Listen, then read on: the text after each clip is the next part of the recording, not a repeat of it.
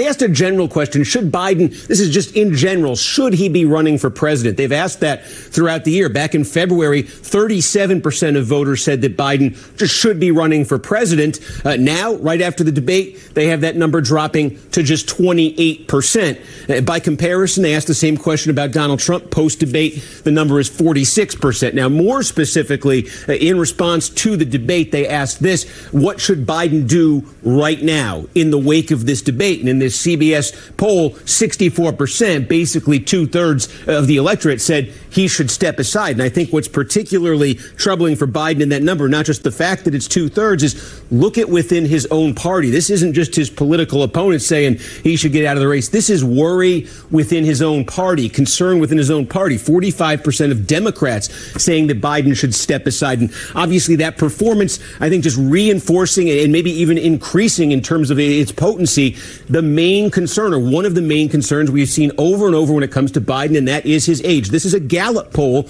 just before the debate, and already going into the debate, 67% of voters said they considered Biden too old to be president. That's 30 points higher than the number for Donald Trump. And just take a look at the other oldest nominees in history. John McCain in 2008, Dole 96, Reagan in both of his campaigns. The number was somewhere in the 30s, even the 20s for Reagan. That Biden number is a number we've never seen for any candidate before. And I will say, Trump leads by 2 points in the new New Hampshire poll. If you can read my writing, Trump +2. And the critical thing there is, in 2020, Biden carried New Hampshire by 7.5 points. So we don't have a pre-debate poll from St. Anselm was the pollster here. Their last one had been in December. They had Biden up 10 then. This is their first poll since December. But at least compared to the 2020 result in New Hampshire, their poll just after this debate is a pretty big shift. Yeah, that's certainly. Boy, oh boy, oh boy, oh boy, oh boy. I gotta tell you guys, I am absolutely loving this fallout after the disastrous debate performance from Joe Biden. It is a hell of a time to be alive. It is a hell of a time to be watching politics, because we are living in history, guys. We really are. I'm so serious, okay? The liberal meltdowns over the past few days have been epic, okay? Glorious. I am loving it, and I want more of it, because I can't get enough of the liberal tears. Liberal tears make me happy, and right now, I am very, very, very happy, okay? Estoy muy feliz. So, with that being said, one of the things I enjoy the most is the Democrat Party Civil War. Now, we've talked about this, okay? The Democrats are in full-blown free fall, okay? That party is collapsing as we speak. And also, they're in a beef with the mainstream liberal media as well, too, who is an arm of the Democrat Party, because the mainstream liberal media feels gaslit about Biden's mental condition, okay? Democrats came out here and said, no, you don't understand. Biden's fine, okay? It's a cheap fake. Go out there and tell the American people exactly what we said, and that's exactly what the mainstream liberal media did. So you kind of have an embarrassing moment for the mainstream liberal media, because they pushed Democrat Party talking points that weren't true about Biden, and now that has eroded trust in the mainstream liberal media when they really didn't have any trust at all, okay? I mean, after this, nobody should trust the mainstream liberal media when it comes to anything that they say, okay? They showed you that they will blatantly lie on behalf of Democrats. But again, you have people like Jake Tapper coming out and, again, criticizing Democrats for attempting to, once again, deny reality and to gaslight the American people on Joe Biden's condition. A pattern, discernible pattern of Democratic officials seemingly trying to convince you, the public, to not believe what you saw and what you heard with your eyes and with your ears on Thursday night. Democratic officials have tried to spin this in many ways. They said President Biden just had a cold. They said it was just one off night, akin to when President Obama in 2012 was rusty and seemed a little huffy. But behind the scenes, make no mistake, most Democratic officials witnessed the same shocking spectacle that you did. The difficulty that the presumptive Democratic nominee, the current president of the United States, had just articulating his basic thoughts during the 90 minutes of the debate. With all due respect, it is not honest to say that this is just one night. There have been moments like this that people have seen in front of the cameras and other moments with cameras not there. Just 2 weeks ago, let me just show this clip. there was another moment like this. Not just a senior losing a train of thought, but something else going on. Here he is. It was an event about immigration. He tries to introduce DHS Secretary Mayorkas, and there's some sort of glitch. I don't know what it is. Let's roll that tape. Thanks to all the members of Congress and Homeland Security Secretary. I'm not sure I'm going to introduce you all the way. But all kidding aside, Secretary Mayorkas. I don't know what that was. That doesn't trouble me at all, Jake. Yo, this is hilarious. Okay, because when conservatives and Fox News were highlighting these clips before, they said, oh no, they're cheap fakes. Okay, they're not real. Don't believe what you're seeing. And it's hilarious because CNN, the same network that Jake Tapper works for, was the same network pushing Democrat Party propaganda that, oh, well, it's just a cheap fake. Now they're out here now telling people, yeah, Democrats are gaslighting you guys, right? When, again, the media was participating in that before the debate, right? But that's how bad the debate was, that they no longer can gaslight in good conscience, right? They no longer can lie in good conscience. So now they're trying to get on board with trashing Biden. It's pretty hilarious, okay? But again, despite the gaslighting attempts from the Democrat Party, we don't know how long the mainstream media will actually tell the truth, okay? I think that they're personally going to start to switch talking points and focus more on Trump, the immunity thing, start ignoring Biden, right? That's what they're going to do when they figure out that Biden can't actually be replaced, right? Like, they're not actually going to replace Biden because it's too late. Once they actually are settled on that, yeah, they're going to move on to, talking about Trump. But the reality is that people cannot forget what happened that day at the debate, and it is showing up in the polls when pollsters ask voters about Biden's mental condition. It's not good. Forward by the president's defenders that his age was also considered an issue 4 years ago. If you look at the polling now, compare it to what was pre-debate and compare it to what was 4 years ago, it's just not even on the same planet, Anderson. If you ask voters now, does Biden have the mental fitness, in fact, to be president? Those numbers are incredibly low. The percentage who say he does not have the mental fitness, look at this. 72% say he does not have the mental fitness in order to be president right now. That's up from 65% pre-debate. But compare that to 4 years ago, the percentage of voters who said that Biden was too old. It was just 36%. That's half the level that we're looking at right now. These numbers are not anywhere close to being the same. 4 years ago, voters, for the most part, thought Joe Biden was with it. He could handle the job as president. You look at those numbers now, the fact is voters do not even see them on the same planet. They don't think Biden's with it. They do not believe he has the mental fitness to be president. And I have to be honest with you, I don't know how he wins with the numbers that we see right now. There is no precedent for the numbers that we're seeing right now for someone running for president, letting alone getting a nomination.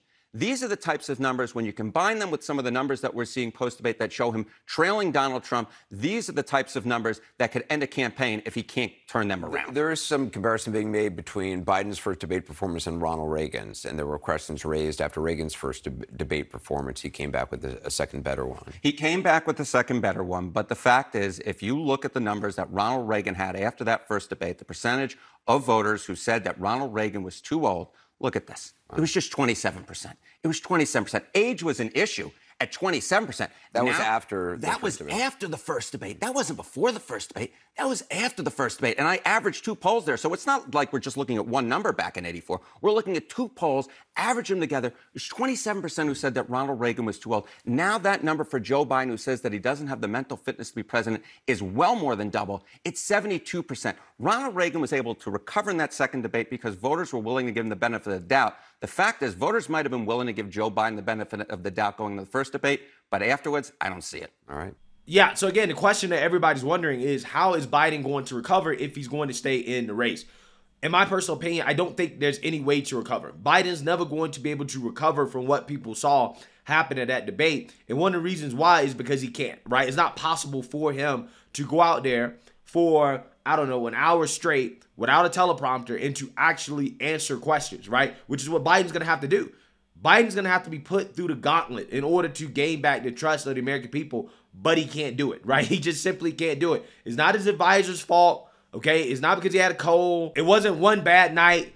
It's that Biden can't do it, right? He just can't do it, okay? Which is why you're starting to see polls reflect in favor of Trump more so after this debate. And there's one state in particular, New Hampshire, that now has come into play as a potential swing state going into the election, even though it is a traditionally blue state.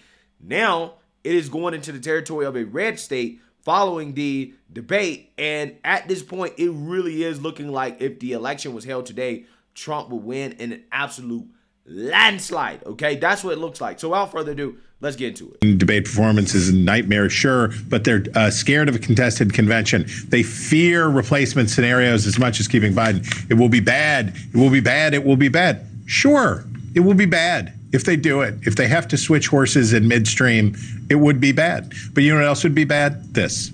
Here is the general. Well, I mean, it's damned if you do, damned if you don't, really, at this point. Okay, I don't think that Democrats switching out Biden is going to help them. Because, again, there's not enough time before the election for people to actually get to know the candidate. Also, there's not enough time before the election to have a primary to allow people to get to know the candidate and to actually vote. And if Democrats choose not to go with Kamala and they choose to pick somebody else, they're going to have an actual primary, okay? Because if they make it a backroom decision among party elites, Democrats can never, ever, ever come out here and talk about democracy ever again, right? Because it would be the most anti-democratic thing ever, okay? Especially for the party of democracy, okay? Which just means Democrat power, okay? It doesn't actually really mean what democracy actually means. It just means that, hey, this is all about our power and control. So I personally don't see them switching out Biden at this point. I don't think that Biden's going to step down. It is possible. I'm not saying it won't happen. I'm just saying that, to me personally, Democrats who have made the calculation that switching out Biden isn't going to help their chances, I think, are making the correct calculation, okay? Because it would just be an absolute disaster. The best thing that they could do, really, if they're going to switch out Biden, is just go with Kamala. But again, Kamala doesn't really fare that much better than Joe Biden. So it's not clear whether or not Kamala actually increases the Democrats' chances of winning. But if they don't go with Kamala, again, it's going to be a full-blown civil war in the Democrat Party. It already is, but it's just going to get much worse, okay, if that happens. Election polling average going into these, as from our partners at Decision Desk HQ, going into the debate. This is before the debate. What do you see there is Joe Biden losing the national popular vote. If Joe Biden loses the national popular vote by this many points, by 0.6 of a point, he would lose in the Electoral College by 315, 320. It would be the worst loss for a Democrat in the Electoral College since George H.W. Bush in 1988.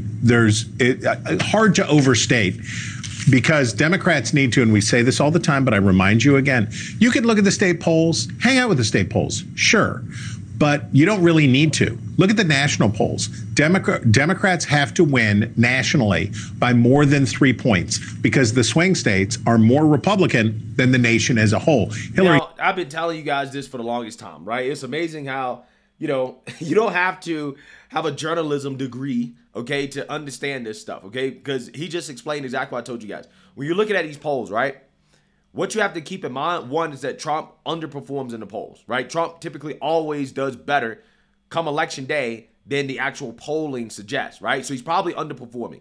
Two, as a Republican, the way that the electoral map is set up, a Republican doesn't need the popular vote. A Republican can win with, 48%, 49%. They can win even if they lose the popular vote by 2 points or maybe a point, right? So if Trump, let's just say if Trump was losing by 2, he still could possibly be up when it comes to the electoral map, which is what actually really matters, okay? That's what actually really decides the election. But if Trump is tied with Biden or he's up by 1, 2, 3, 4 points, that's a landslide victory for a Republican. Absolute landslide. Right now, Trump is winning in a landslide. Like right now, he is from the perspective of the Electoral College, he is blowing out Biden, right? He is absolutely destroying Biden right now, okay? That's what's happening. Hillary Clinton won the national popular vote by more than 2 points, and she lost in the Electoral College. Joe Biden won the national popular vote by 4.5 points, and he had a squeaker. So just remember that a tie is a loss nationally for Democrats. Look at the swing state margins. Bring that back. I want to see that again. I want America to see again. Here are what the states looked like going, again, this is going into the debate. This is before the debate. And this is Biden up in only one of the 7 swing states. And there it's by 1/10 of a point. Again, before. This is before. So if you're a Democrat, you ask yourself, how much did the debate hurt? And as we were talking about before, we won't know. We won't know this week. It'll really be next week because the 4th of July holiday screws up polling. So it'll really be next week before we see how it hits. But we alluded to earlier, that New Hampshire poll ain't junk, and he's down in New Hampshire. So this is what it adds up to. If Biden's only down another, let's say, 1.5, here's what it adds up to. Look at these numbers. This is 42.5 to 46.1. Balance of power. All Republican wins in the Congress and, as we know, a conservative-leaning judiciary. As Democrats think about the dangers of an open convention, of a contested convention, of Kamala Harris, this is what they're thinking about on the other side, which is a wipeout of generational proportions potentially for Democrats, given this map, these conditions, and what's going on. Steyerwalt breaks it down. So, yeah, so what you guys just saw there, he didn't even throw in, like I said, you got New Hampshire on the verge of being flipped. Minnesota is in play now, which is a blue state. Virginia is in play, right? So, I mean, if you go ahead and you throw in 3 more states who, according to the polls, again, are now in the territory of being swing states, right? They are winnable by Trump. Yeah, it's looking bad, right? It's looking terrible for Joe Biden right now. And again, that debate performance certainly did not help at all. Okay, it didn't help at all. And, you know, hey, it is what it is, right? I'm pretty happy about it. But I will say we cannot get lazy about this, okay? We have to continue to apply pressure. We have to continue to support the former President Trump. And we have to make sure that people get out and vote and that these numbers turn out to be accurate and true. Because up until this point, the polls have been pretty damn accurate, okay? Even when you look at some of the smaller races, okay, the polls have been accurate for the most part. So there's no reason not to believe the polls this time around, okay? Even though come election day, it could be different, who knows?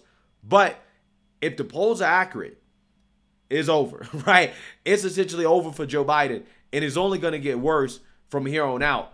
But we'll see. Let me know what you guys think. Make sure you like, comment, and subscribe. Most importantly, share a Black conservative perspective. Peace.